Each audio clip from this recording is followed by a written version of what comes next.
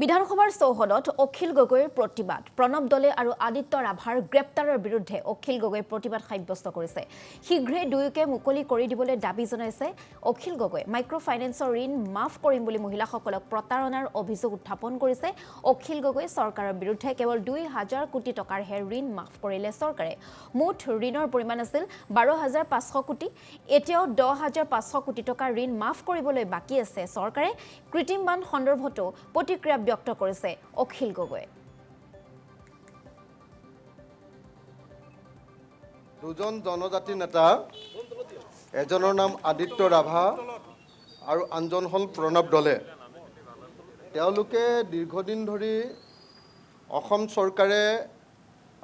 অসমৰ খিলঞ্জীয়া মানুহৰ পৰা জনজাতিৰ মানুহৰ পৰা মাটি কঢ়াৰ বিৰুদ্ধে এক আন্দোলন গঢ়ি তুলিছিল তেওঁলোক আছিল ভূমি আন্দোলনৰ একোজন নেতা সেই প্ৰণৱ দলে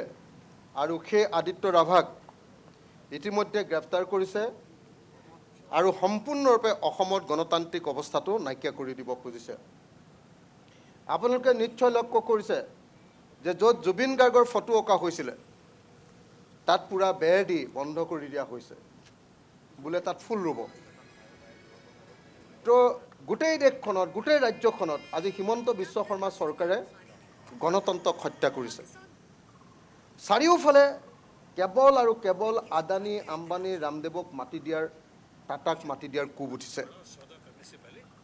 ক'ৰবাত ছেটেলাইট চিটি বনোৱাৰ কাৰণে ছেটেলাইট টাউন বনোৱাৰ কাৰণে ক'ৰবাত আম্বানীক আদানীক আপোনাৰ প্ৰজেক্ট পাৱাৰ প্ৰজেক্ট বনোৱাৰ কাৰণে বা ক'ৰবাত অন্য প্ৰজেক্ট বনোৱাৰ কাৰণে এফালৰ পৰা আমাৰ ট্ৰাইবেল মানুহবিলাকৰ আমাৰ ট্ৰাইবেলসকলৰ আমাৰ জনজাতি ৰাইজৰ ভূমি এফালৰ পৰা ছিঙি পেলাইছে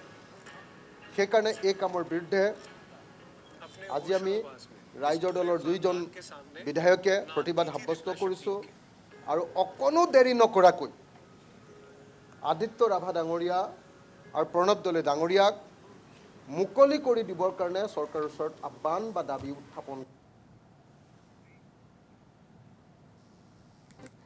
বিধানসভাৰ চৌহদত অখিল গগৈৰ প্ৰতিবাদ প্ৰণৱ দলে আৰু আদিত্য ৰাভাৰ গ্ৰেপ্তাৰৰ বিৰুদ্ধে অখিল গগৈৰ প্ৰতিবাদ সাব্যস্ত কৰিছে শীঘ্ৰে দুয়োকে মুকলি কৰি দিবলৈ দাবী জনাইছে অখিল গগৈ মাইক্ৰ ফাইনেন্সৰ ঋণ মাফ কৰিম বুলি মহিলাসকলক প্ৰতাৰণাৰ অভিযোগ উত্থাপন কৰিছে অখিল গগৈ চৰকাৰৰ বিৰুদ্ধে কেৱল ২,০০০ কোটি টকাৰ হে ঋণ মাফ কৰিলে চৰকাৰে মুঠ ঋণৰ পৰিমাণ আছিল ১২,৫০০ কোটি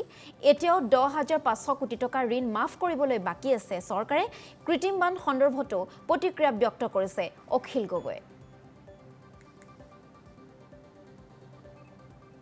দুজন জনজাতি নেতা এজনৰ নাম আদিত্য ৰাভা আৰু আনজন হ'ল প্ৰণৱ দলে তেওঁলোকে দীৰ্ঘদিন ধৰি অসম চৰকাৰে